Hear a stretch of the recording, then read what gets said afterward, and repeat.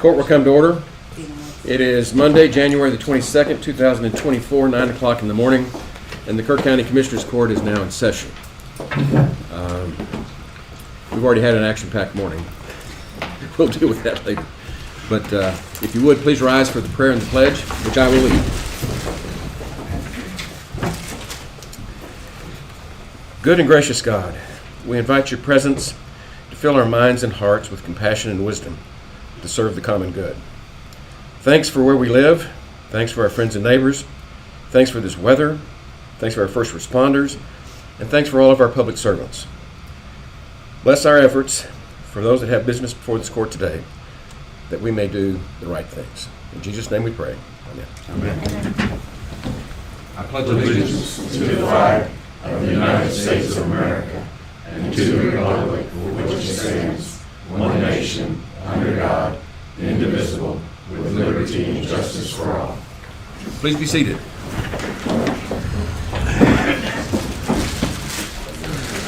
Okay, as we get started, the first thing I want to do, in the excitement this morning, I forgot to bring my phone in, so I don't have my phone in front of me. But if you would, take your phones and turn them off or to vibrate so they don't interrupt the proceedings. And then the first part of our regular Commissioner Court meetings, always for public, I didn't see Todd back there, is for public input. And this is an opportunity for the public to talk to the court, to get your input, for you to tell us what's on your mind. It's not an opportunity where we get to respond. There's no output, if you'll notice. It's just input. So don't be offended if we don't respond to any public comments, but we need to hear from the public on a regular basis, and this is how we do it. We ask that you save your comments to us if there is an agenda item that addresses that topic. In other words, if you want to talk about an agenda item, wait till that agenda item is called. That's what we request. So this would be for things that are not on the agenda. And I see we've got two. Okay. I've got Mr. Baruti, you're here. I didn't see you back there. George Baruti. First up. George Baruti, 1616 Glen Road. It's always nice to see you too, Judge. So actually, I'm coming because I'm going to publicly request something that I privately requested and been stonewalled in the process. As the judge is well aware, and actually the rest of the commissioners are, minus Ms. Overby, I put in a public information request to receive all the communication between each one of you individually and some specific recipients and staff, DA's office, and actually some local press. The only one that didn't really wasn't forthcoming was the judge, and I've been told that an Attorney General's opinion has been sought because the claim is attorney-client privilege as regards to the county attorney. As I understand it, the Attorney General's opinion is that you can claim that and withhold information as public information otherwise, as long as that communication was for the purpose of facilitating the rendition of professional legal services to the client governmental body, which in this particular case, unless I'm mistaken, the rest of the body was unaware of the communication, therefore it really shouldn't be privileged information. Rather than wait for an Attorney General's opinion, I'm actually requesting that you dispense with that formality and simply produce the documentation. I'm not really clear what information is there other than just standard communication. We've come to find out that you not only were not involved, were not hands off in the proceedings with Mr. Ballou, you were actually orchestrating a decent amount of it by seeking out, shopping around for a DA or an attorney, county attorney is also one, to proceed with the case. What I'm looking for is transparency in government. And on the one hand, you've been publicly saying something, and we're looking for proof that that's true. And we've already seen bits and pieces of it that it wasn't. So, like I said, I'm asking that you simply release the documents that are communications that are basically public information, so that the community can move forward as if like it's supposed to. And ultimately, in this process, you actually kind of you've either been having unposted meetings as a body with an attorney, which is supposed to be a posted meeting, could be closed, or you've been withholding information that's public information. Either way, it's coming up real close to a line or crossing it. So please, I assume that's a timing thing. So thank you. Next is it Cottle or Cadell? James Cody Cadell. Yes, sir. Thank you. James Cody Cadell, 416 Alvin Drive. I live and work here in Kerr County. I'd like the court to consider two items. The first, last year I attended a water availability study workshop here in the Commissioner's Court. At the end of that, I remember that we would have more of those scheduled. I'd like to see one of those scheduled, specifically to educate the court with regards to how water availability affects model subdivision rules. And the second point is those model subdivision rules. I believe that they are stifling development in the community that's hurting for housing. And I also believe that they unduly restrict my rights as a property owner. Thank you. Okay. Any other public input? With that, we'll move on to the commissioner's comments. Precinct 1. Thank you. Busy last 2 weeks. I attended the Charlotte for the Kerrville Public Safety Facility. They've been tasked with designing something for the entrance there. Lake Guerrero and Autumn held that for a couple hours. Great. I think that's going to be great for the community to have that area in front of the building. Also met with Kerr and Guerrero. Guerrero was popular this week. We're at Kerrville Pets Alive with some of her board members for a couple hours and trying to get my knowledge up on what they're doing for the community and for the animal services facility in particular. And then Commissioner Letts and I met with some of the folks regarding the animal services facility as well last week. So I'm busy. Good. Precinct 2. Okay, well, the burn ban remains lifted for Precinct 2, but we again remain in drought stage 3. I attended the Headwaters Groundwater Conservation District Board meeting on the 17th, where it was discussed that we haven't seen any significant recharge of the aquifer as a result of the recent rains. And if we don't see a lot more rain and some recharge, we may find ourselves back in drought stage 4. So I always enjoy attending those meetings, and thank goodness they let me. In terms of the Centerpoint Sewer Project, hallelujah. D. Guerrera has reached substantial completion for their Phase 2 and 3 projects as of January 12th. I attended a part of a walkthrough inspection on the 17th. And look, they have a lot of punch list items to complete in the next 35 days. It looks like they're going to get on with that. But they have satisfied substantial completion requirements. But look, the real issue is they're behind schedule on Phase 2 by 432 days and on Phase 3 by 583, which means that the liquidated damages assessment process will begin in earnest, and the potential number is well over $1 million. So that'll be keeping us busy.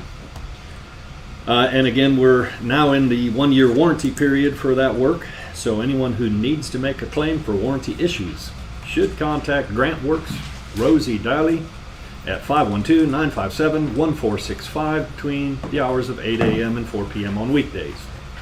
Otherwise, the only other thing to report is I traveled to Castroville with Commissioner Harris and our county engineer, Charlie Hastings, to meet with two of the Medina County Commissioners, Commissioner Sitter and Castellone, to discuss their experience with public improvement districts. Very much appreciate Commissioner Harris setting that up. It was very valuable discussion, and I really appreciate those commissioners. They went out of their way to accommodate us. So good meeting, and I'm sure we'll have more discussions about PIDs here amongst this court. That's it. Precinct 3? Full agenda, no other comments. Thank you. Precinct 4? I'll keep mine short as well. Had the opportunity weekend before last to go to a birthday party at the Dieter Center. Allie Burton turned 100 years old. One of my constituents, just a great American. As some of y'all I see out there were there. He was in the Air Force and flew in World War II as well as the Korean War, and got shot down in the Korean War, and a POW for about 6 months, I believe. But it was hard. It was the love in that building for Allie Burton was tremendous, and so I just want to pass that on. Great American. We talked about this being the stock show season. The grandstand sale was this past week and the week before, and they had their auction Saturday. And the number they gave me last night was $540,000 at the auction for our kids. That was without add-ons, so I'm sure it'll get increased. I want to remind you the Renaissance Festival is going on. We had it this last weekend and the next 2 weekends, so you got a chance to take that in. Hopefully you have better weather than what it was on Saturday, according to Jody. So that's all I got. Okay. Then let's move on to the consideration agenda. Item 1.1. Consider, discuss, and take appropriate action regarding the 2023 Kerr County Historical Commission report and introduce new members. And I'm very eager to welcome Ms. Oates. Thank you. Good morning. Commissioners, my name is Barbara Oates, and I'm the current chair of the Kerr County Historical Commission. And we appreciate the time. We were mandated by the Texas Historical Commission to come and present to the county what we've done in the past year, and that's the reason I'm here. Currently, KCHC has 64 appointees, and we're here to present 4 new members and appointments and request membership on your approval. And these people are Carrie Pruitt, if you'll stand when I say your name, Ted Schulenberg, Noel Putnam, and Mike Oates. All 4, thank you, and thanks for what you're going to do. All 4 of these individuals have already actively supported KCHC through attending meetings, developing exhibits, working with our website, and cleaning up the KCHC office downstairs here in the courthouse. They all have a real interest in preserving the history of Kerr County. KCHC met 8 times last year at the Union Church, and we had a variety of speakers from the UGRA, the Heart of the Hills Heritage Center. Local geologist Susan Longacre came and spoke on fossils as clues to the past, and Gary Noah presented on the 100 years of the VA hospital, just to name a few. We're grateful to the work of the county to renew the lease with Schreiner University, which just occurred, and we appreciate the use of the Union Church for our meetings. We're also grateful for the financial support that the county supplies KCHC. In 2023, we used some of those funds to replace some of the furniture which was deteriorating in the Union Church. We used money to update our tech to help facilitate future presentations and archive our materials and cover usual expenses for printing and materials for our exhibits. Last year, we began to strengthen our partnerships in the community and build new ones through coordination with leadership in the organizations. And these partnerships included Heart of the Hills Heritage Center, the Kerr Regional History Center, Schreiner University, Riverside Nature Center, Kerrville Main Street, the Texas Center, the Center Point Historical Preservation Association, and the Kerrville Chamber of Commerce. We participated in the Center Point Historical Preservation Association's 200th Texas Rangers celebration in May, the Kerrville Chamber of Commerce Business Expo in August, and they fielded about 4,000 people. We had a lot of people with interest that we could increase our newsletter distribution, and the Jimmy Rogers celebration at the Arcadia Theater, just to name a few. Our support of the Heritage Center has continued with many of our members serving on that board, as well as sending a letter in support of the historical significance of the A.C. Schreiner home to the Texas Historical Commission. We continue our rotating exhibits here at the courthouse, Many thanks to Linda Stone for her hard work on those. We also continue our support to the Kerr Regional History Center and their exhibits. They, in turn, are supporting us by digitizing all the Tybee annuals. And we also continue our local outreach with our community monthly newsletter and press releases. We believe this is the way forward for us at the Kerr County Historical Commission, that we build on these partnerships, all with people who have an interest in preserving the history of Kerr County. We have a total of 88 markers in the county. We're waiting on the State Hospital Cemetery marker, which has been approved, and we have had repair done on the Appelt Armadillo Farm marker that was hit on Highway 27. That's been quite a journey getting that repaired and getting it placed, and hopefully that will be soon. We appreciate the county commissioner's work on the new animal control facility construction. Your plans for this new facility have taken into consideration the concerns for the Brown Goss Cemetery Association. I've met with people on both sides, and it's important. I've learned with the communication, but seeing y'all's work and your consideration has meant a great deal to that association. Several individuals of historic significance are buried there, Joshua Brown being one of them, and it is a designated Texas Historical Cemetery. We thank you for the work to come as you move forward in construction, considering the impact of that cemetery. In addition, the KCHC has appreciated our communication with the new court liaison to the commission, Ann Overby, and we look forward to our work with her in the future. Lastly, a major project for us in 2023 was the cleanup and the organization of the KCHC office storage area in the basement of this courthouse. Items that needed protection in a climate-controlled environment were removed from the basement and stored elsewhere. Debris and extra furniture were removed, and we're grateful to the county maintenance for working to replace that ceiling for us and for cleaning the area once the room was better organized. In 2024, we will begin the more detailed organization of this area and some digitization of the materials held there. Our goal is to create an accessible resource room for KCHC work. Thank you very much for your time. Thank you, Ms. Oates. It's quite obvious to me that our Historical Commission is in good hands. And you have big shoes to fill for Julie Linder, I will tell you that.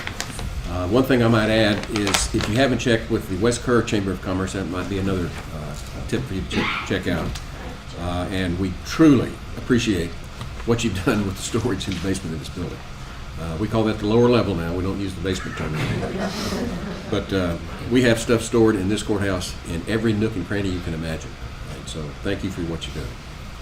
I make a motion that we accept the report from the Historical Commission, including the new members that were mentioned. Got a motion and a second. Any discussion? Those in favor say aye. Aye. Opposed? There being none, unanimous. Thank you. Next item is 1.2, consider, discuss, and take appropriate action to approve a letter of support for the Hill Country Mental Health and Developmental Disability Center's application to the Texas Health and Human Services Commission for their grant proposal for the mental health grant for justice-involved individuals. Mr. Citron. Okay. For those of you who don't know, this is Todd Citron, who is the Executive Director for Hill Country MHDD. Thank you. Good morning, Judge Kelly and members of the Cook County Commissioners Court. Again, I'm Todd Citron. I'm the Chief Executive Officer of Hill Country Mental Health and Developmental Disabilities. I've been the CEO for about 2.5 years. We are a local mental health authority for a 19-county catchment area that stretches from the I-35 corridor of Comal and Hayes counties. It runs west all the way to the Mexico border to Valverde County. Our total population area is about 750,000 people.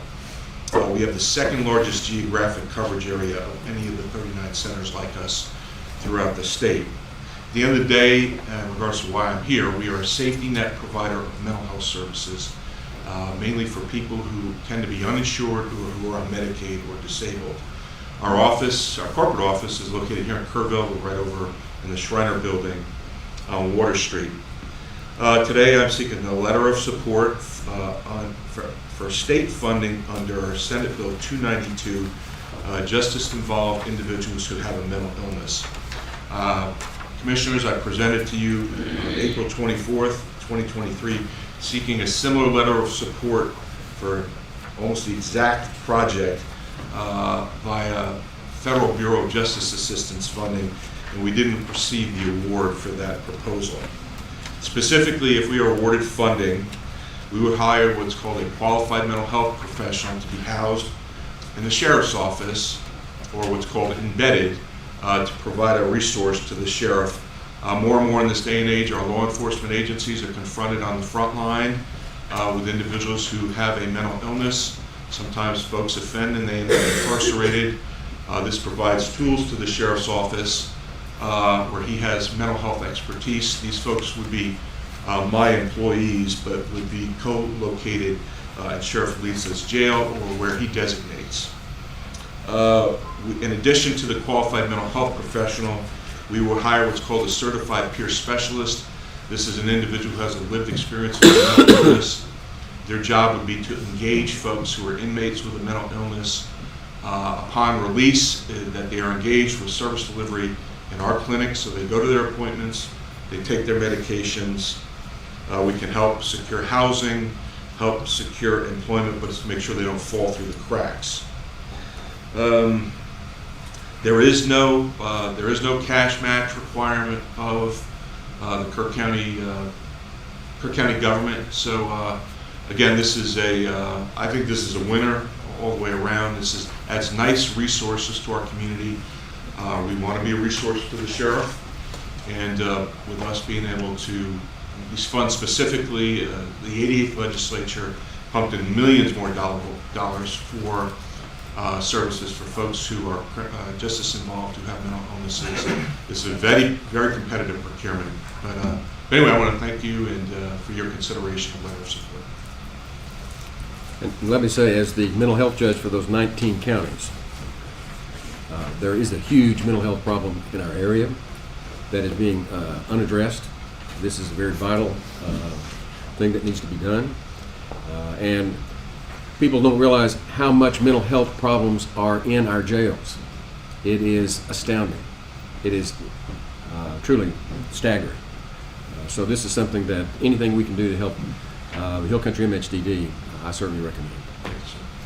With that, I'll make a motion that we authorize the county judge to sign the letter of support for the Hill Country Mental Health and Development Disability Center's application to the Texas Health and Human Services Commission for their grant. Second. Got a motion and a second to approve the letter of support as presented. Any discussion? The comment when you sign the letter, make sure they put the name of the grant in. There's a blank. There's a revised, Yeah. I have a revised letter there for you. The boss has already put it in my hand. Figured, but I just wanted to make sure. So, those in favor say aye. Aye. Opposed? None? Unanimous. All right, thank you all, appreciate you. Item 1.3, consider, discuss, and take appropriate action to approve software contract with PetPoint for Kerr County Animal Services. Reagan Gibbons. Good morning. So this was something that was actually briefly mentioned by Commissioner Letts in the last meeting. I couldn't be here. I'll just give you a quick rundown on it, which we are currently using a software program called Shelter Pro. Over the past about 6 months, we've really started to run into a whole lot of issues with employee access and usability for that program, just about to the point where it's not usable for some. We haven't been able to resolve those issues between our IT department looking at it and the actual Shelter Pro company. It's on their end and they can't figure out what's wrong, so we need to move to a different software. We've done a lot of research on this. We've talked with other counties and other cities and what they're using, and a lot of them have gone to a program called PetPoint, which is a little bit different, but it's very user-friendly, more accessible to staff. And one thing that was mentioned was price. It's actually not more expensive. It's actually less than what we have budgeted. So basically where we're at is our contract with PetPoint's expiring, I believe, on the 26th of this month. Shelter Pro? Shelter Pro, I'm sorry. Either the 26th or 28th of this month. So we haven't actually paid for this next year, so we have budgeted funds because I think it's $2,200 or something per year for Shelter Pro. It's my understanding it's a $1,500 fee one time for use of Pet Point. So we're still working out all those details. I'm probably not totally ready at this point for contract approval because the county attorney's still looking at that. So I need to get that looked at. So I don't know if there's any way we could possibly move forward on pending her approval of this, or if I need to come back to court. I think we can make approve the animal services. So I've looked at it, and there is one change that I have sent a message to Reagan this morning saying that they would be fine to make the change that they wanted to. I requested striking an entire paragraph, and they wanted to just add some language, and that's fine. So you can just approve it. Okay. Yes. So subject to the She's county already- attorney revisions? Make approval to enter into a contract with Pet Point with the county attorney's revision contract. Second. Got a motion and a second to approve the Pet Point contract. Any discussion? Reagan, one question. Did I hear you right saying there's a one-time $1,500 fee Yes, sir. and then yearly? Apparently yearly after that, there's no charge. And I think What a that, deal. I think that there's some different modules and things, but this is a really good starting point for us and see Probably. as we go. There may be some things in coming years where we're like, hey, this would be really good, but for right now, it's less. It's a So win-win. Okay. Yep. so- Okay. We have a motion and a second. Any discussion? Those in favor say aye. Aye. Opposed? Unanimous. Don't leave. 1.4, consider, discuss, and take appropriate action to authorize the Animal Services Director to reduce the annual registration fee to $1 during the annual rabies vaccination clinics being held Friday the 24th through March the 9th of this year. Also to advertise by placing a sign on the courthouse ground. The current fees are $5 for neutered and spayed, and $10 for non-neutered and spayed. Yeah, so this is we try to do this every year. Usually it's a little bit earlier in the year. We pushed it back a couple of weeks just because of our software issues and things like that. But basically just lowering the annual registration fee to $1 on all these for that period of time. I'll move for approval. Second. Got a motion and a second to approve reducing the annual registration fee as presented. Any discussion? Those in favor say aye. Aye. Opposed? Unanimous. 1.5, consider, discuss, and take appropriate action to accept donations totaling $285 for the month of November of 2023 to be added to the operating expense line item 10-642-330. Mr. Gibbons. Just a little bit late on this for November, but we don't have any for December, so that'll finish out the year. Move for approval. Second.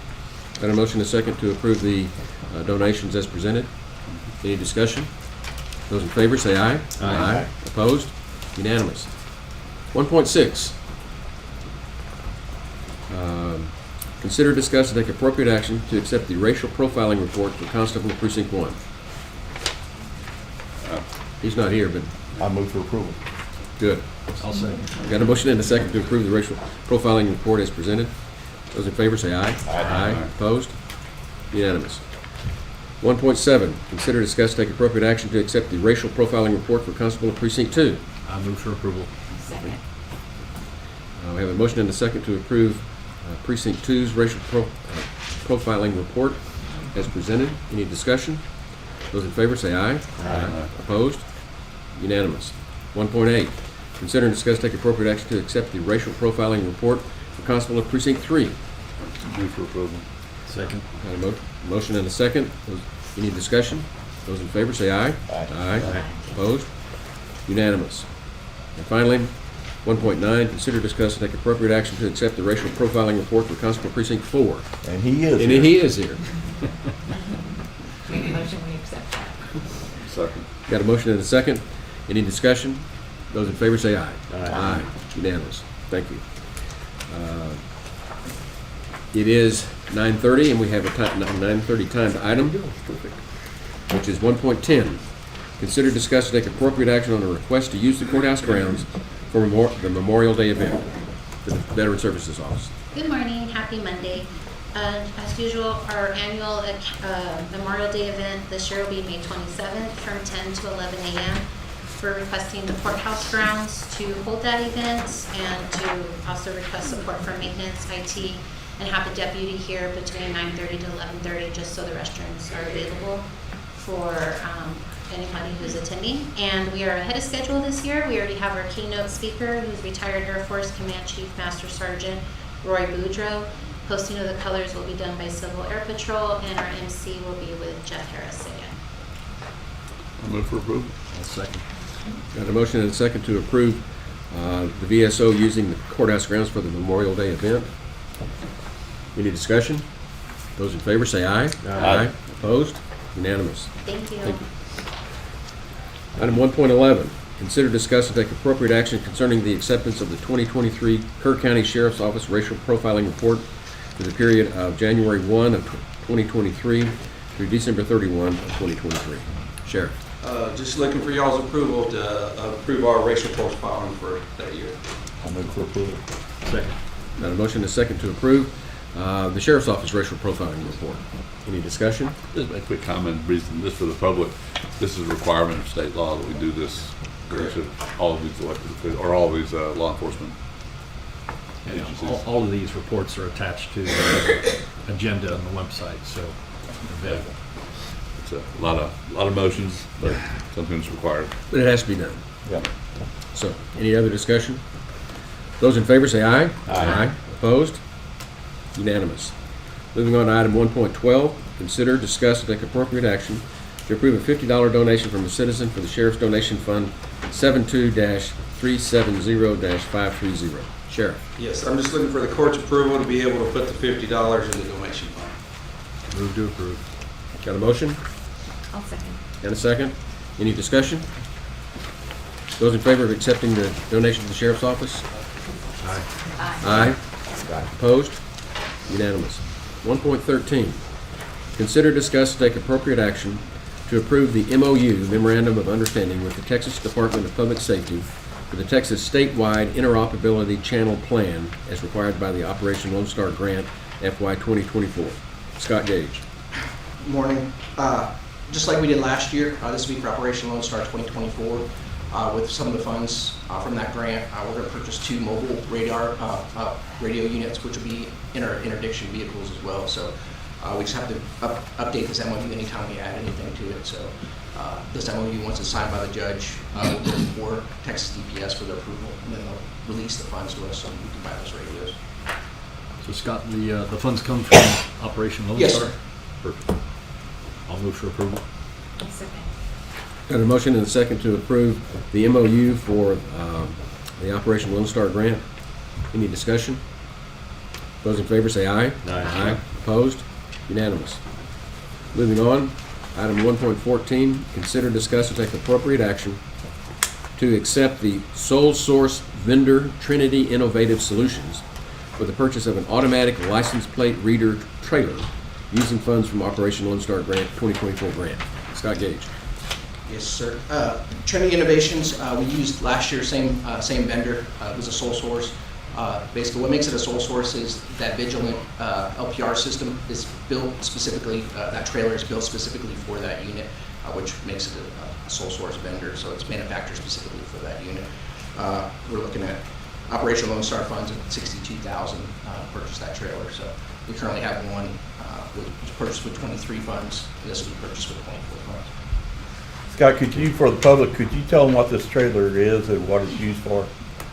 So what it does is it collects data without getting into too much operational stuff. So what it does is they're camera systems. They're deployed out into the roadways and things like that.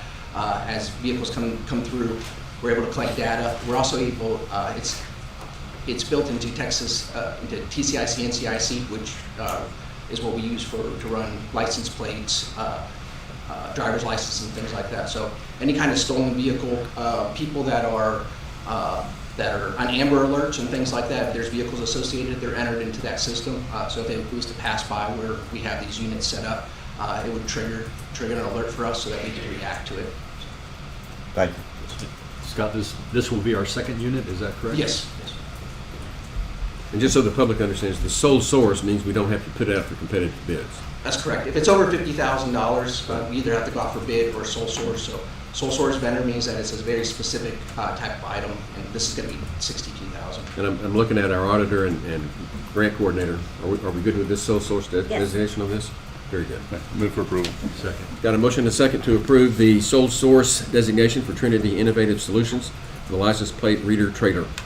Any discussion? Those in favor say aye. Aye. Opposed? Unanimous. Moving on. 1.15, consider, discuss, and take appropriate action to approve justification for adjustment to the sole source procurement of products and services for the Lenco Bearcat Armored Rescue Response Vehicle in accordance with local government code. Discretionary exemptions, subsection C, if an item is exempted under subsection A7, is purchased, the Commissioner's Court, after accepting a signed statement from a county official who makes purchases for the county as to the existence of only one source, must enter in its minutes a statement to that effect. That's a short version of what I was trying to explain a minute ago. Yes, that's the government portion of it. So what we're looking for is the approval to release the funds for the Lenco Bearcat. This was completely, the Lenco Bearcat, all that donations were all from our donations. There was not a public penny that was spent on this project. So, the total project ended up being about almost $320,000. So donations of $150,000 from the Calhoun Foundation and the Kerr County Sheriff's Foundation did the matching grant. And they raised the remaining amount. So the Bearcat is done. It's waiting for us to go pick it up. So what happened was the Calhoun Foundation issued the check of $150,000 to the Sheriff's Office, so we had to deposit it into our account. So sole source procurements, because it's over $50,000, so it went into effect. So we covered all that. Also, what we're asking for in this portion is we request a report to pay and approve the invoice for today. And we spoke with the auditor, and she's good to go with that as well. Is that going to be in the Bill's part? It's the timing of it. We don't have a budget, so you're going to be approving a budget adjustment, and then the PO will be able to be presented to us for payment. We can get it out today. Now, the sole source designation on this is because, why? Because the purchase, because we took the $150,000 donation and we put it basically into our budget, so it falls back to county procurement. So we had to do a sole source procurement for it because it's over the $50,000. So this vendor is sole source. They're attached to the sole source letter saying that they're a very specific manufacturer for what it is based on patent pending and all that type of information that's on there. Okay. So that the public understands, the funds for this Bearcat were all privately raised. Yes, sir. A portion of what was privately raised was paid directly to the Sheriff's Department, therefore it has to go through Commissioner's Court. Yes, sir.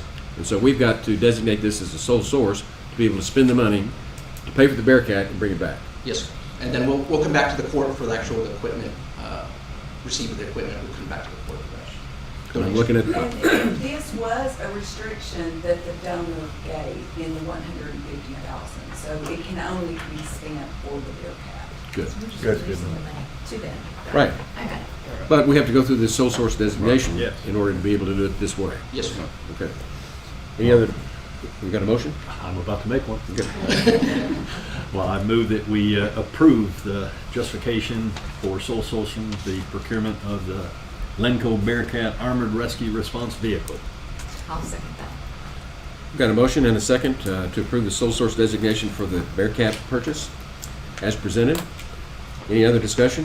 When's it gonna be down here, Sheriff or Scott? We're leaving on the 5th. February 5th, so we'll want to pick it up.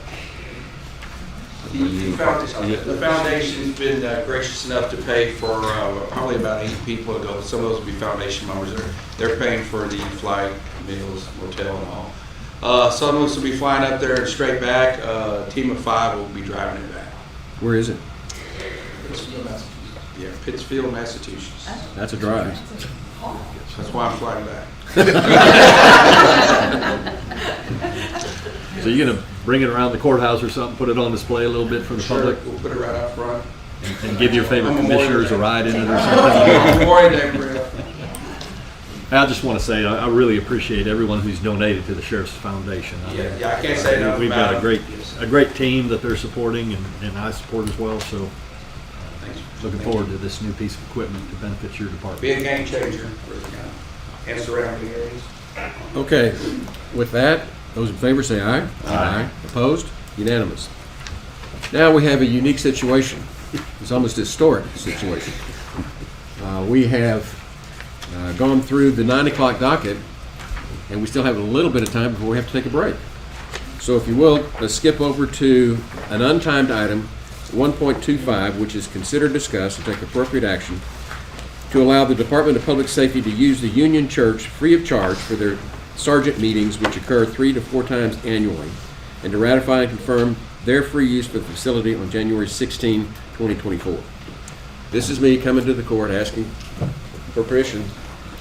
They wanted to do it. I talked it over with our court coordinator, and I went ahead and approved it for that event, and I'm coming here to ratify having done that, and also recommend that we do it for their regular meetings. We want to have that kind of relationship with DPS. I move for approval. I'll second. We got a motion and a second to ratify and approve the use of the Union Church for the DPS meetings as presented. Free of charge. Free of charge. Any discussion? Okay, there being none, those in favor say aye. Aye. Opposed? With that, it's unanimous. Quickly moving to 1.26, consider, discuss, and take action to reappoint Jack Clark to the Emergency Service District Number 2 for an additional 2-year term. Mr. Harris. Jack's done a tremendous job for that ESD number 2, and I move for approval. Second. Got a motion and a second. Any discussion? Those in favor say aye. Aye. Opposed? Unanimous. 1.27, consider, discuss, and take appropriate action to reappoint Tim Huckton and Molly Adams to the Emergency Service District Number 4 for an additional 2-year terms. Mr. Harris. The same thing applies to them. They on the ground floor of board of directors that started ESD number 4 and done a tremendous job, and I'm just thankful they want to re-up their services, so I move for approval. I'll second that one. Okay. Got a motion and a second. Any discussion? Those are 2 really fine people going on that. You bet. Okay. Then those in favor say aye. Aye. Opposed? Unanimous. And 1.28, consider, discuss, and take appropriate action to reappoint Kathleen Vincent to Emergency Services District Number 3 for an additional 2-year term effective February 23 of last year. This one, a little bit unusual. We're just trying to clean up the court records. Thought this was done last year, but Jody researched and couldn't actually find a court order approving Kathleen Vincent. She's been serving the ESD board. She does a great job. And so this is just to make sure we have proper documentation of her appointment to the board that would be effective for a 2-year term from February 23rd, 2023. And I'll move to approve that. Second. Got a motion and a second to approve the reappointment of Kathleen Vincent for the ESD Number 3 as presented. Any discussion? Those in favor say aye. Aye. Opposed? Unanimous. 1.29, consider, discuss. Can we come back? Fine, we'll pass that. We'll pass on that A one. little quicker than I was ready for it. I was curious whether or not we were going to be able to do that one. 1.30, consider. That's going to take a while, Okay, potentially. 131 we can do, and 132. let's do 1.31. Consider, discuss, and take appropriate action to approve. Is it Freeburg environmental liability renewal application for the fuel storage tank at 3766 State Highway 27 in Kerrville and 3672 Highway 27 in Ingram. This is just the renewal of that policy. It's been a little bit difficult because we're getting new tanks done, but this is just to renew the policy to keep us in compliance of both of the Ingram facility and the Road and Bridge facility. I'll move for approval. I'll second. Got a motion and a second to approve the Freeburg International Liability Renewal application as presented. Any discussion? Those in favor say aye. Aye. Opposed? Unanimous. 1.32, consider, discuss, and take appropriate action to approve aviation insurance renewal for the Kerr County Airport. This is the standard liability aviation policy, same exact renewal as last year, and I'll move for approval. I'll second that one. Got a motion and a second to approve the renewal contract for the Kerr County Airport. Any discussion? This is their liability policy. The liability policy. Okay. Those in favor say aye. Aye. Aye. Opposed? None? Unanimous. 1.33 is going to involve some. Yeah. Well, just to fill in some time, Agenda. let's move to the approval agenda, and we'll go to 2.1, which is budget amendments.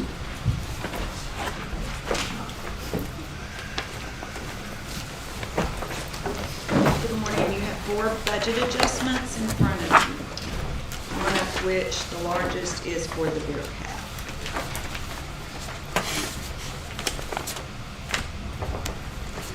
I move for approval. I'll second. And a motion and a second to approve the budget amendments as presented, which include the Bearcat fund transfer. Any discussion? Those in favor say aye. Aye. Opposed? Unanimous. 2.2, pay the bills.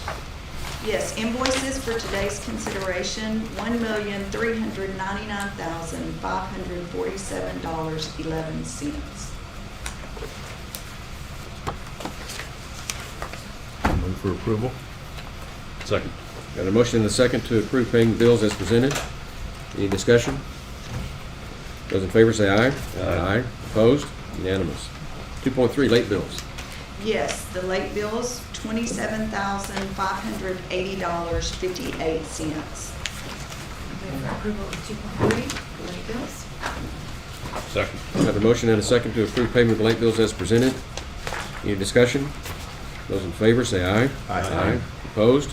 Unanimous. Any auditor reports? And they're not in. Thank you. 2.5, monthly reports.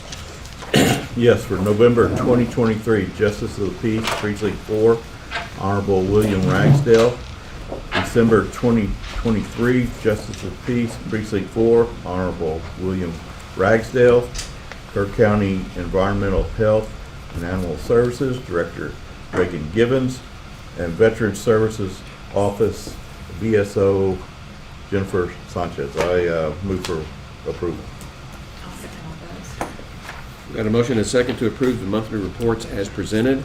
Any discussion? Those in favor say aye. Aye. Opposed? Unanimous. 2.6, court orders. Judge, I got sidetracked this morning, and they're on my desk somewhere. You know, you saw me looking. I think they're on my desk too. So why don't we pass that one now?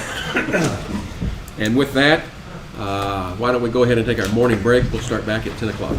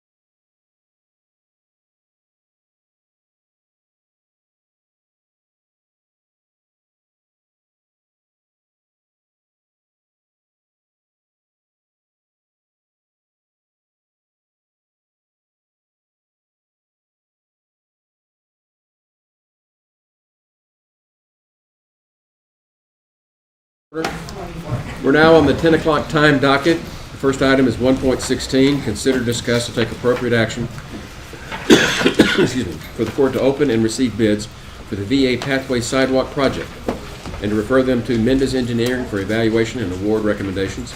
Said recommendations to be presented at the February 12, 2024 Commissioners Court meeting, Precinct 2.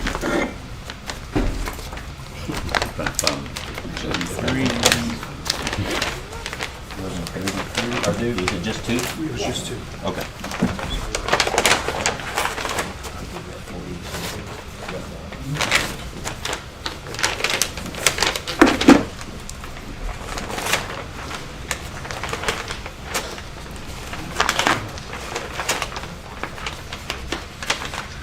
We didn't have to have a motion approved for all the bids. We received, looks like, two bids. The first bid is from J3 Company.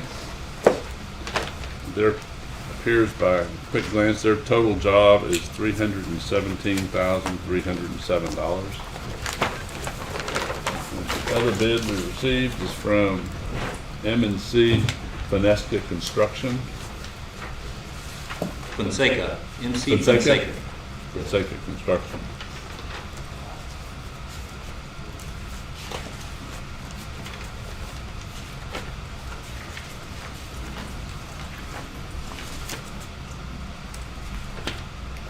And their bid is $309,804.25. Those are two very close bids.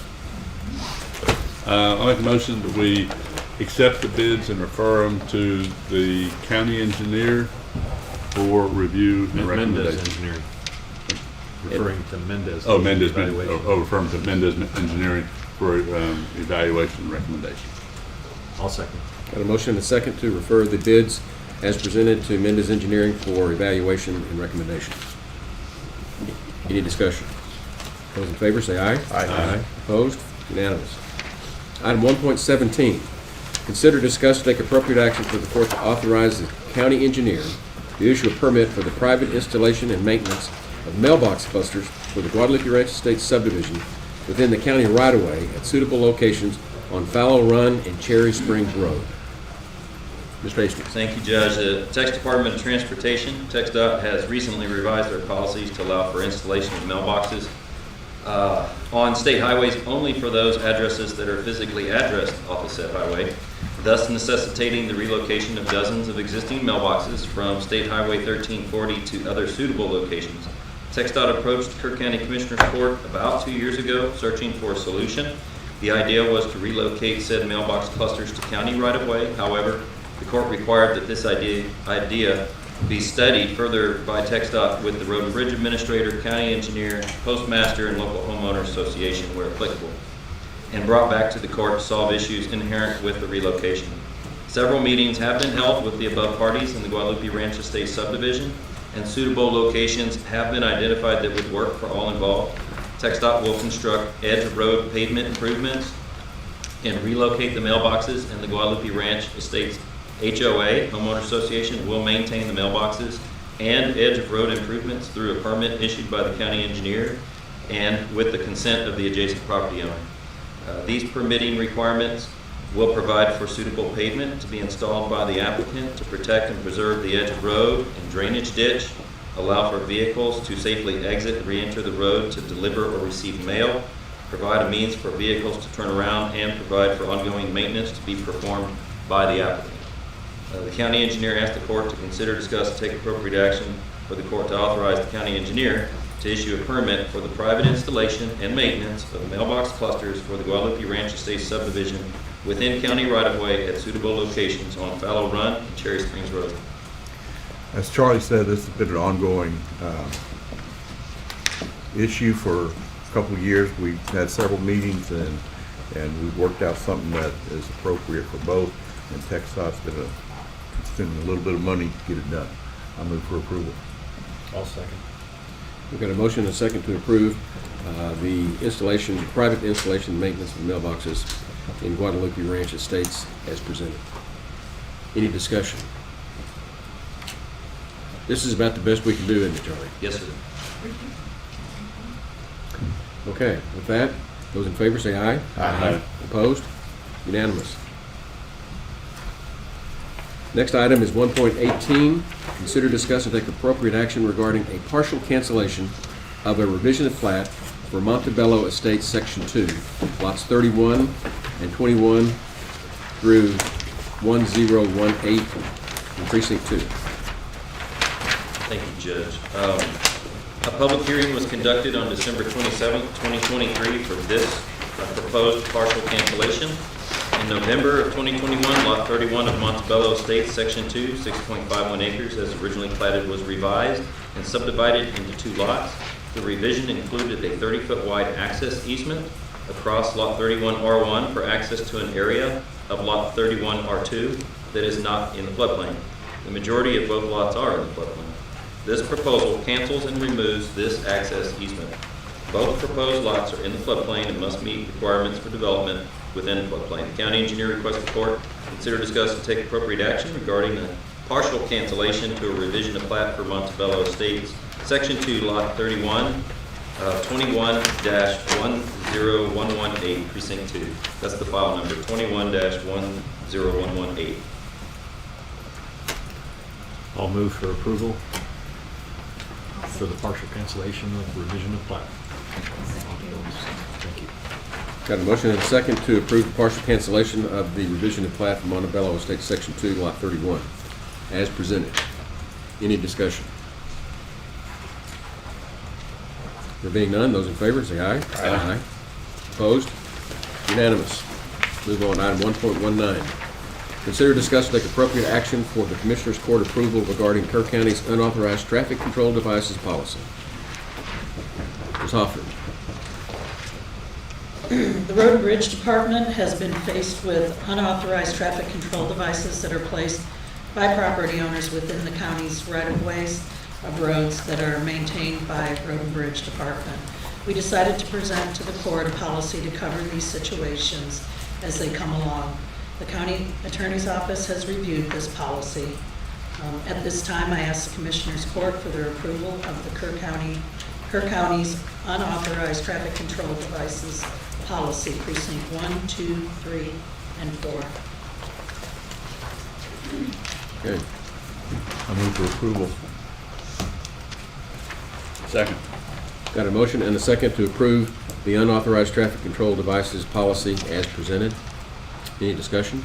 I know, Kelly, you brought back to the court a while back that there was one with a mirror being used. Mm-hmm. Is this a very wide problem?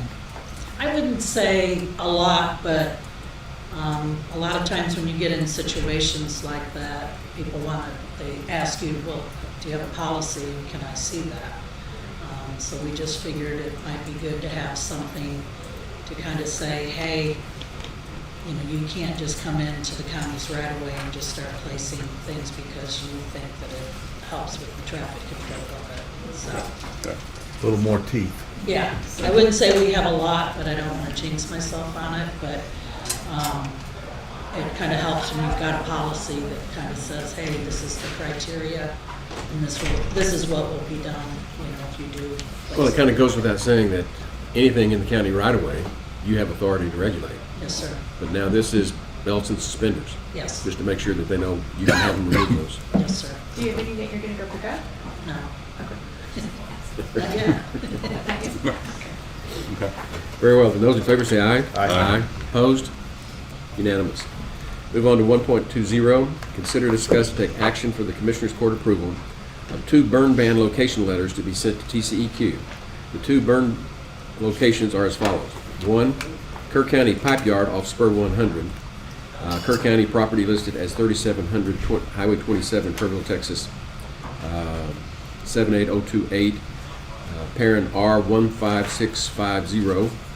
And 2, Kerr County Ingram Yard at 3672 Junction Highway, Ingram, Texas, 78025, and have the county judge sign the same. Ms. Hoffman.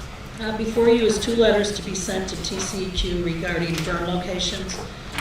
As the judge said, the first location is Kerr County property located at 3700 Highway 27, Kerrville, Texas, 78028. property ID number R15650. This property is accessed off of Spur 100 at the Road and Bridge Pipe Yard. The second location is Kerr County-owned property located at 3672 Junction Highway, Ingram, Texas, 78025. There is no property ID number that I could find for this location, but we have in our backup data the survey drawing for this location. The distances from the burn location to structures are in the backup data with a color map and the distances in feet. I've also included some burning information in the backup data also, and the minimum distance from burn location to structure is 300 feet. Some of them are pretty close to that. As you can tell, like I said, some are pretty close to that 300 feet. But at this time, I ask Commissioners Court for their approval for the 2 letters to be sent to TCEQ and ask the county judge to sign the same. This is precinct 1, 2, 3, and 4. Move for approval. Second. Got a motion and a second to approve these burn ban locations as presented. Any discussion? Kelly, this is just to burn brush that you've removed from Yes. right-of-ways throughout the county. Yes, that's all we are allowed to. We ran into some problems several years ago when we used to burn in the dog park.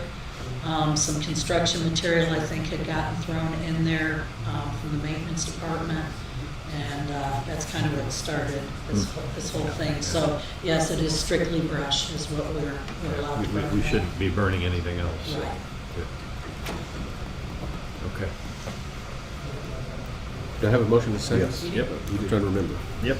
Any other discussion? Those in favor say aye. Aye. Opposed? Unanimous. Next is item 1.21, consider, discuss, and take appropriate action to approve the surplus of RBU 145, a 2008 Vermeer BC 1800 XL brush chipper from the Road and Bridge Department. Ms. Mendoza. So I think you said most of it for me, Judge. So I'm just asking for approval to surface the items, and on the next item, they will be asked to be traded in. I move for approval. Second. Got a motion and a second to approve surplusing the brush chipper as presented. Any discussion? Those in favor say aye. Aye. Opposed? Unanimous. 1.22, consider, discuss, and take appropriate action for the Commissioners Court approval to purchase a 2024 Vermeer VE BC 1800 XL brush chipper and trade in the surplus 2008 Vermeer BC 1800 XL brush chipper. Ms. Hoffman.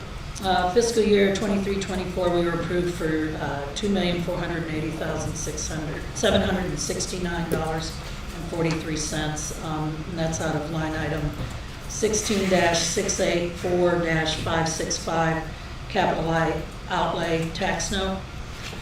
We have made all of our purchases / orders for the list that we had submitted, and we do have some leftover funds in that, some of it because we've made some pretty good purchases. And we would like to purchase a new 2023 CAT CS 44B single smooth drum vibratory compactor roller from Holt Cat for $153,097 under the Sourcewell contract number 032119-CAT. The 2007 CAT CS 433E roller, serial number is CAT CS 433 PA SR 00891. That was just surplus by the auditor's office, is going to be traded in with a trade value of $20,000. The total cost for the 2023 CAT CS 44B will be $133,097. This unit is in stock at Holt Cat in San Antonio. They usually give us 30 days on the billing because I know that we still got tax revenue that's coming in at the end of this month. So we should be okay on that with the auditor's office. At this time, I ask the Commissioners Court for their approval to purchase a new 2023 CAT CS 44B roller and trade in Kerr County's 2007 CAT CS 433E roller for a $20,000 trade. The monies from this will come from line item 16-684- 565 Road and Bridge Equipment Tax Note Capital Outlay, precinct 1, 2, 3, and 4. I think you kind of covered Yeah. 122 through 124. Yeah. What was that? Kelly, let's take them one at a time. We heard all of it. It's all in the record. Okay. Let's go back. We're going to do 122 first, and that is to approve the purchase of a new brush chipper as presented. Yes. Sorry about that. So let's vote on that. I make a motion that we approve 1.22. I'll second. We've got a motion and a second to approve purchase of the new brush chipper. Any discussion? All those in favor say aye. Aye. Opposed? Unanimous. Now let's move down to the cat roller. Item 1.23, consider, discuss, take appropriate action to approve the surplus of RBU 178 cat roller from the Road and Bridge Department. Ms. Mendoza. This is the 2007 cat roller that Kelly was just talking about. Okay, we got it. I'm moving to the surplus of the RBU 178 cat roller. Second. We've got a motion and a second to approve the surplus of the old cat roller as presented. Any discussion? Those in favor say aye. Aye. Opposed? Unanimous. Then we go to item 1.24, which is consider, discuss, take appropriate action for the Commissioners Court approval to purchase a new Caterpillar CS44B single smooth drum vibratory compactor roller. I'll make a motion to purchase the new Cat CS44B smooth drum roller. I'll second the motion. It's a vibratory, Vibratory. which actually is pretty important in road construction. Yes. Okay. Any discussion? I had a question. When you're going through this, is this the item that you said that was because of savings we were able to add this Yes. purchase? And this will be something then that will not be on the list for next year? I mean, you Correct. kind of moved it up a year is what you're trying to do because you made some good deals on the other ones? Correct. Okay. Just wanted to We make had sure. had a meeting with the auditor a while back on the 4 or 5 year plan kind of that we had. And we had asked the question, you know, hey, if we do have some monies left over, you know, do you think that we would be able to make those purchases? I just don't see equipment getting cheaper. Caterpillar usually does 2 increases a year on their equipment. And Tanya had said, yes, I think that you could present that to the court. And she said, I think it is something that definitely would need to be presented to the court. So I'm here today to do that. Anything we can do to accelerate the timetable. Get us there quicker, to yes. modernize our antiquated fleet of equipment. Absolutely. And Kelly, just clarify, this is a sole source purchase or not? No, it's under a Yes. purchasing contract. Purchasing. Government purchasing, you've got Sourcewell, Buy Board, HGAC, the state has a bunch of them. As long as you purchase it under one of those contracts, they view that as the equipment has already been bid.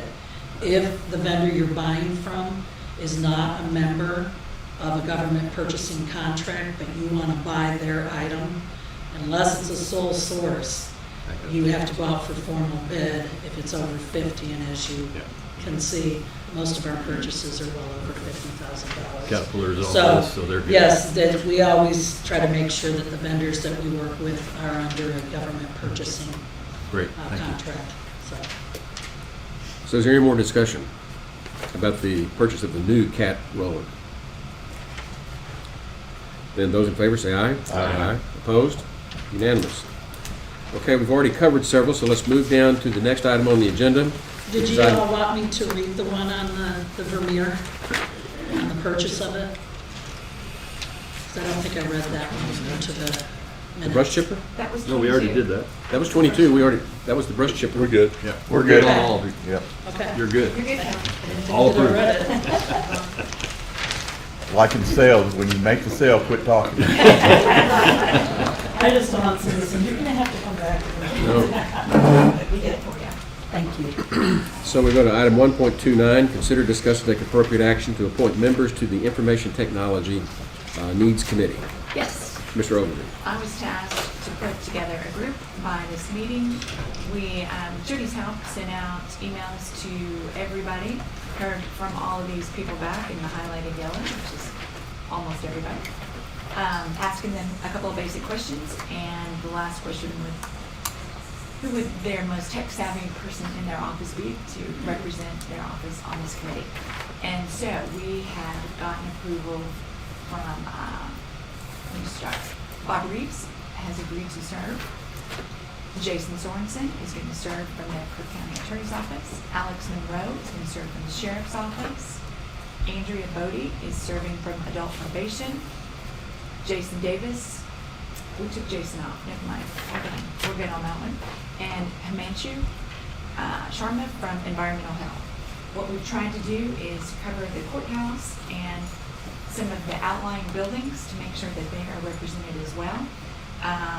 We don't have department heads on here. Some of them are, but not everybody. But these people are eager to help us put a 5-year plan. We will also add somebody from IT, whoever that they decide that they want to add to that committee, and we'll go forward. And I will So serve as IT will liaison designate for their it. own representative. Exactly. Okay. That's what I got. Need a motion to approve? Is that a motion? Did you make a motion to? Can I make a motion on my own Of thing? course. I'll make a Okay. motion on my own 1.29 to approve the committee. I'll second the members as read by Commissioner Overby. Okay, we've got a motion and a second to appoint the IT Needs Committee as presented. Exactly. And what I liked about it was you're getting younger people that are much more tech savvy. Because this is the 21st century. Somebody needs to catch us up. Does Bob qualify as a young? No. Bob's got a lot going on in the next 5 years, and I think he wants to make sure I'm that, just teasing. that we're behind that. Well, I'm fine with Bob D. but he's got lots of needs. Yeah, Is, that was the way. I didn't hear Road and Bridge on there. Is there anything from Road and Bridge? They did respond. I think Road and Bridge responded that they were pretty good. Yeah, Crystal right now has been working on getting something for our sign assets, the signs that are within the right of way, and we've been interviewing different companies. So, Crystal would be a good one on that with, as far as all of the different companies that we've interviewed, Okay. so. We can go back. Because we do have. I'd like to see her added. Yes, we can do that. What's Crystal's last name? Lockridge, just like it sounds, Lockridge. Let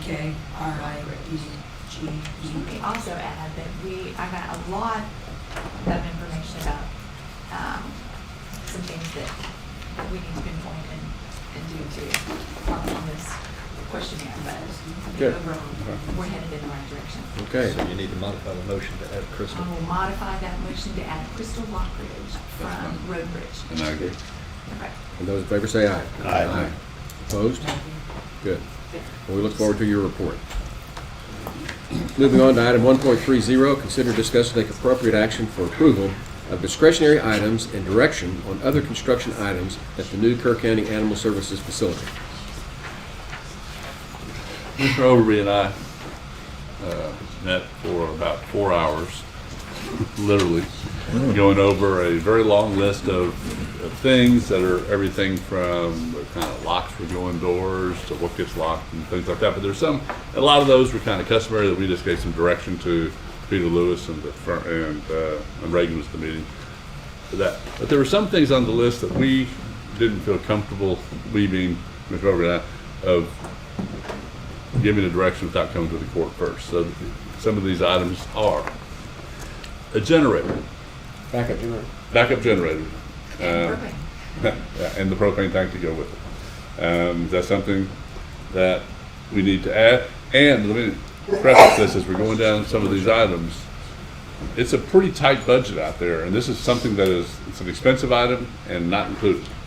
But we need to kind of do some add alternates to see if we can get them in. And there will also be, Reagan is looking at, or is compiling a list of things, of furnishings that are never included in a bond issue. They may be, I'm not sure with the auditor, I mean, visit with the auditor if there's any additional funds from interest on that. Sometimes we use interest from bond funds until they're spent for furnishings.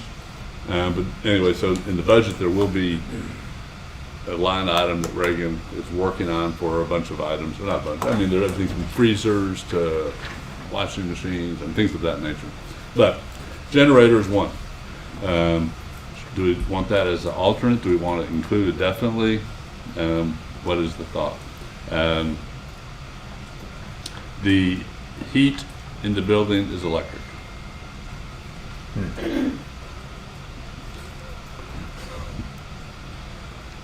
How big is this generator then? Well, it's going to have to be big enough to, and then that's the next question. 22, 24K probably. Yeah, and it'll probably be, by the time you do the whole thing, 50,000. Yeah, better not be. Then I see it's got you have a propane tank in. And the next part of the question is the generator, do we only do it for the animal portion of the building, which would be a lot less, or for the entire building, if we do add it as an alternate or necessary? For the animal portion, I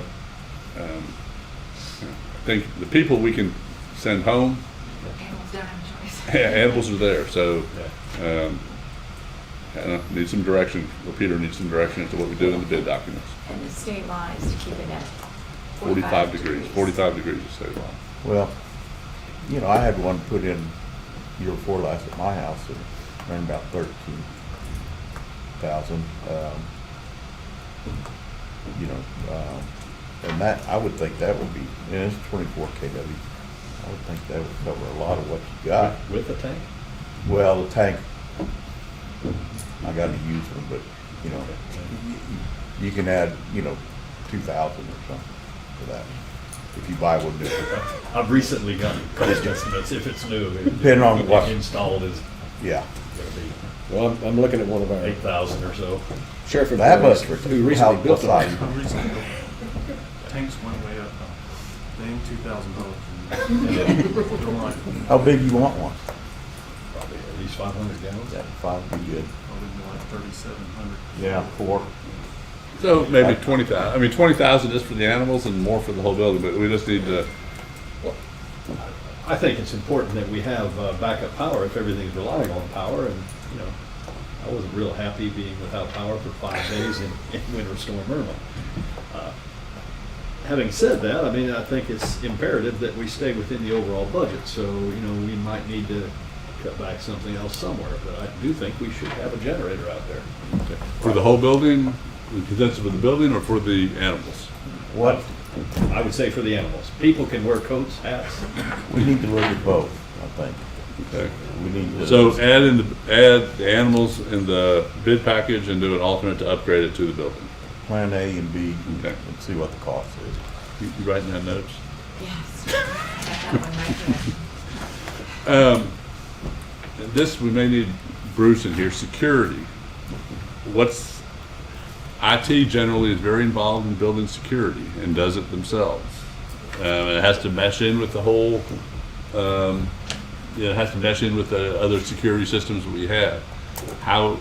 Who's the point person to determine what that needs to be in the building out there, in a new building? Well, I know who I'm looking at. Well, I would ask Guardian, obviously take a quick look at it. That's normally what we do, like a PDO, take a look at it and see what that would cost. So- and we'd be happy to monitor. So the Peter Lewis should get with you. Yeah, sure, and I'll get in touch with Guardian. Actually, Guardian, is down. That week down this week, they're upgrading all our security right now systems. Yeah, I saw the vehicles have Yeah, they're probably here all week. Maybe we can see if they can take a look at it. Well, if you could help us on that. Sure. Ultimately, it's an IT. Yeah, it'll fall under IT, and responsibility. then it'll fall under us to monitor it. Good. Okay. Appreciate that. Internet out there. The facility is going to have internet. I don't know, but I don't think it's going to be able to be beamed up from Road and Bridge, and that's already beaming from one spot to another. IT, I guess, if someone needs to figure out how the internet's going to get into this building. I guess the VA has internet. It's just a question as to. Bruce, we're talking internet. Help He me must out. have heard it. I'm sure you heard it. The sheriff and I usually work together for the security side. Yeah. Okay. Well, What about internet access? Internet Same access. thing, we'll have to take something and provide it. What we'll probably need is a room designated for IT that can be heated and cooled as needed, mostly cooled. a room, or can it be with other electrical equipment? It would be better with separate from a security standpoint. I mean, I'm not sure they have, well, maybe they could put another room over Okay. corners, I don't know. But generally, that's what we, So you're the contact on security, tell Peter to contact you? that's fine. Okay. Ms. Guerrero, I saw your hand. Absolutely. Ask a question when you've seen it. Okay. Is the new shelter on the grid with the state hospital? Go It ahead. is. And that's a good thing. Right? We did contact K-Pub directly, and they told us that we need to make a contingency plan anyway. Okay. And also want to say that KPA is very happy about the new shelter facility happening, and we would consider, I don't know how we would handle that as far as donating something to that was large value that would be helpful. I don't know how we handle that, but I want you to consider that that's something that we possibly could do. That'd be nice, sort of like what the sheriff's done. You know, he's got a lot of support from And we're kind private of funds. budgeting for that right now, and so it'd be good to know what that could be. Yeah. Well, Reagan's working on the list of the kennels are included in the package, but there's just a lot of other stuff that's just not included in it. It's furnishing, basically. Just consider that. We'd like to have that discussion. Okay. Thanks. Thank you. I can't recall if the county's ever turned down a donation, so I'm sure we'd be happy to accept. Rainwater harvesting, we have already had some preliminary discussions with UGRA. They have a grant program to install rainwater harvesting, which that water will be used primarily for minimal landscaping that would be there, off a hose, no irrigation system is planned, and also for washing down the kennels. So that would be the primary source for that. It would be hooked up to the city water to fill it up when it needs to be, when we don't have rain. But we're working on that, and that'll be coming back to the court. There will be a cost share program. We're not sure of the amount, but we're looking at probably, hopefully UGRA would somewhere around 80% cover the cost, and we'd pay 20%, somewhere in that line. The last, And don't forget to check out the ACOG opportunities, because they have some too. There's also some, when this first started with the bond, I was looking into other, not state funding for some of the interior type of things like kennels and things of that nature, washers and dryers and surgical and all that type of thing. It seems. Yes, so there are grant opportunities out there. I haven't looked at it in about a year, but I can refresh. I earmarked those areas. Even if we're just selectively picking out a few things that we can pay for through grant opportunities, that allows us to have more flexibility with the budget that we have for the bond issue that was approved. Yeah. I've earmarked a few things. I'll send it to you guys. Yeah. I'd get with Reagan on the kennels. He and Nicole are honing in on exactly the kennels that they want to have specified, and that would be a big plus if those can be done by the grant. So we need to proceed with that. The livestock area, which is be housed out there, it's not included in the package. It was never really intended to be, and it was also felt that the current one was built by trustees that were welders. So I don't know if the sheriff has any people in. Check into that. But that's how the current ones were constructed. It's not a lot. They're pipe pens with a roof over parts of it, but that's something that we need to look at. There's not much signage there, but there is some. We said that Road and Bridge could provide those signage. There's a couple of stop signs up by the facility, and a stop sign down at Spur 100. That's about it. There may be a few others, but speed limit maybe. But minimum, probably 4 or 5 signs. That shouldn't be much. We said that Road and Bridge would be able to take care of that minimal amount. Currently, there is a perimeter fence around the facility with an electronic gate to get in there. It's basically a chain link fence around up by the facility, and the gate to get in that's electronic. Down at Spur 100, there isn't one. And not one plan. There is cameras up at the building, but there's no cameras down at Spur 100. I think Commissioner Overby and I thought that, you know, don't need to add that into the bid package, but a swing pipe gate to me would make sense possibly down there at Spur 100. I don't know, or we could wait and see if we have a problem with people just driving up to the facility after hours at night. So it's just something I just pointed out. We don't have to make a decision on that, but there's no gate planned right now at Spur 100. And someone said, you know, if you put up a gate, well, people can drive right around it because it's a field. So we have to put some, you know, do some things there as well. On the landscape side, again, it's minimal.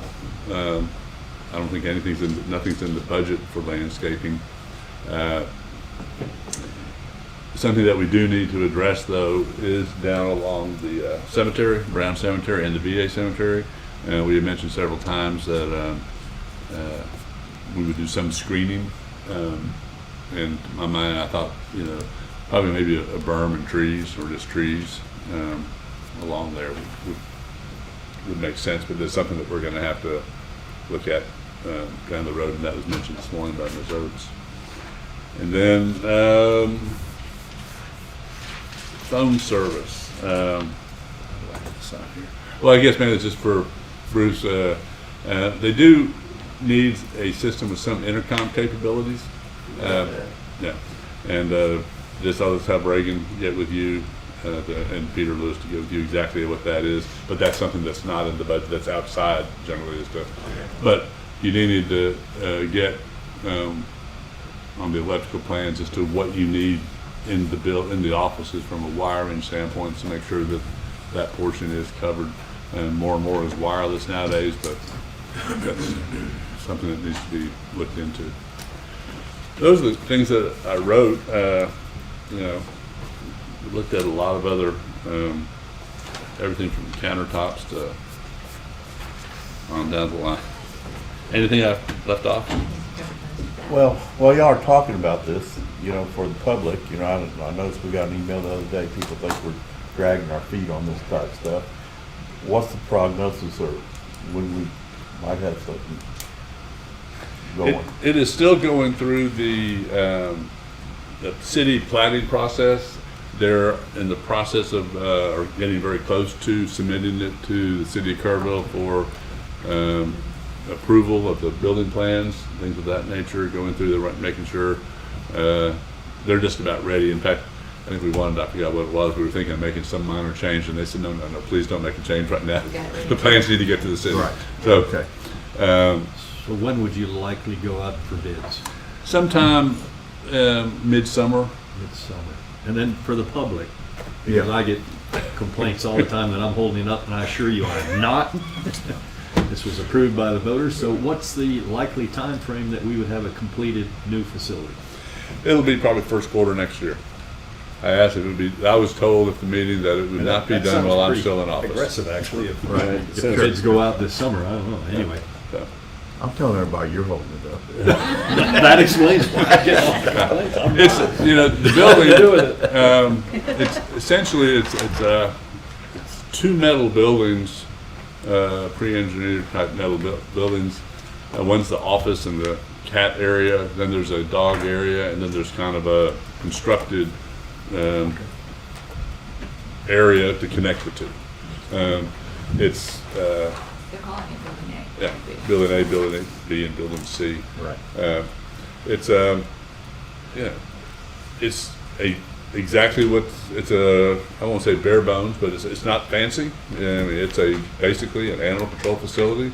It's meeting our needs. It's been a lot of time has gone into getting the dog area where it is, and cat area, and kind of how all that needs to be. There's you know, air conditioners and things of that nature are expensive, because you have the isolations for the dogs has to be a separate exhaust system, and for the cats the same thing.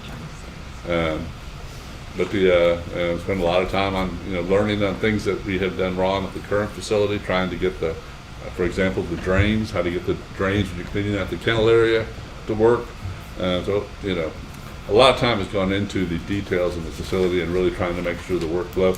It is set up, we pretty much told them they need to go with a card system instead of a key system.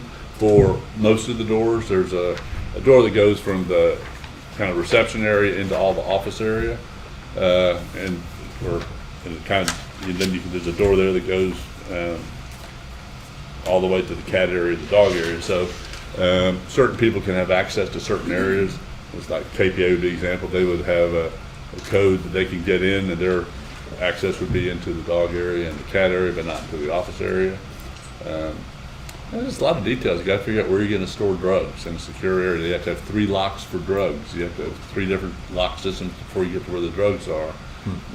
Same with firearms. They have some firearms out there. You have to have. I mean, there's a lot more that goes into it than you would even think about once you start getting into the details. So, but it's progressing.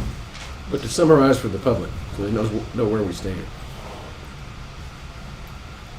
The 2 commissioners and are working diligently trying to get these details worked out. We're expecting, hopefully, to be able to go to bid by this summer, which would probably mean construction starting probably by the time school starts, somewhere in there, and hopefully complete maybe by next spring or into the summer, depending on delays, because it always takes longer than you think. But we're talking about probably a year from this summer, we should have it up and running. That sound about right? Yeah. Okay. And nobody's dragging their feet on this. It just takes time. It's a lot. It's complicated. It's a lot. But it's important. The people that are working on the details, like Ms. Guerrero, I know, is familiar with where we are in the process. The public that is not as closely involved is curious, what are we doing? And the truth of the matter is, we're working to try to get it together. We're working with our partners at KPA, and this is all just part of the process. But hopefully by late next summer, we should have it up and running for sure. So, anything else on that? Nope. Do we need to take any action? I think it was just more a little direction, and I think I got that. We can get back with you. Trying to figure out who needs to talk to who to some of the details. I wrote it all down as you went through it, but I didn't see an action item at this point. No, These are considerations that we're trying to make decisions about, and then we'll have action item after the decisions are made. Right. Okay, very good. Then, if I understand correctly, Bruce, we're going to pass 1.33? We're going to move it into executive session. Executive session? Yeah. Okay. Well, with that, let's go ahead and finish up the information agenda. Item 3.1 is status reports from department heads. Oh, yeah, we did court orders. Yeah. Court orders.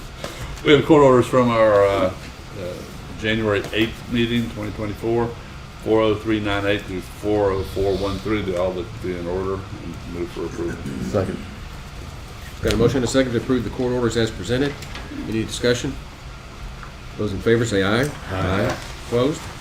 Unanimous. Now we'll do the information agenda. Reports from department heads. Okay, there being none, we'll move on to reports from elected officials. Okay, then we'll move on to reports from any liaison commissioners. I think we've covered pretty much all that in the regular meeting. So there being nothing else, we will adjourn into executive session. The time is 10:44. Judge, will you call each of those items 1.33 and all of those listed in the executive session section? Okay. Before we head in? Item 4.1, consultation with attorney. A, consider, discuss, and take appropriate action for the court to receive an update on the East Kerr County Centerpoint wastewater collection project and take action as appropriate concerning wastewater connection issues for Lot 8, Rivercrest Subdivision, 455 Skyline, and Centerpoint. And executive session 4.2, which is for the consultation with attorney. This is on our litigation, right? Pending possible litigation, yes, sir. And that's the call to Chuck Kimbrough.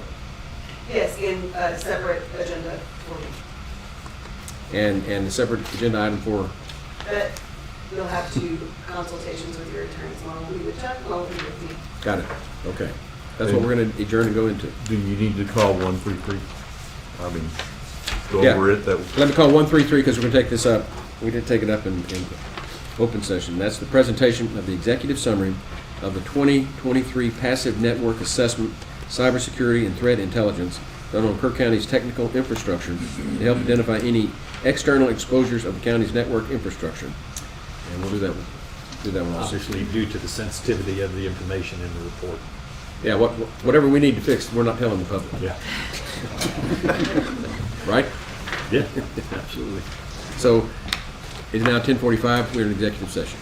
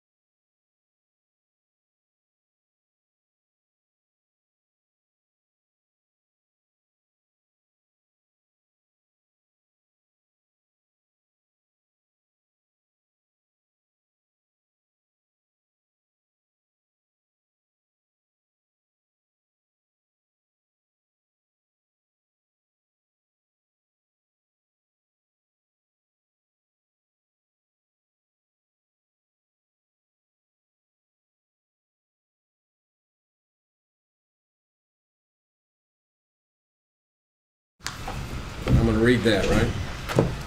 So the time is 2:15. 2:15. We're coming out of closed session. And we'll move on to item 5.1, which is action as may be required on matters discussed in executive session. And I believe the first one is 4.1A, which was to consider, discuss, and take appropriate action on the update for the East Kerr County wastewater line. Any action on that? I thought we were going to approve Oh, yeah, authority. yeah. I'll make a motion that we, the court grant authority to county engineer to negotiate with the owner of whatever that lot is. 450. Lot 8, Rivercrest Lot 8, subdivision. Rivercrest subdivision, to provide some level of compensation towards the claim that he has made. Second. Got a motion and a second to authorize the county engineer to work toward resolution of the dispute with the owner of Lot 8 in Rivercrest subdivision. Any discussion? Okay, those in favor say aye. Aye. Opposed? Unanimous. Next one we had was executive session 4.2, was consultation about potential lawsuit. And, No action. well, don't we want to post a job position?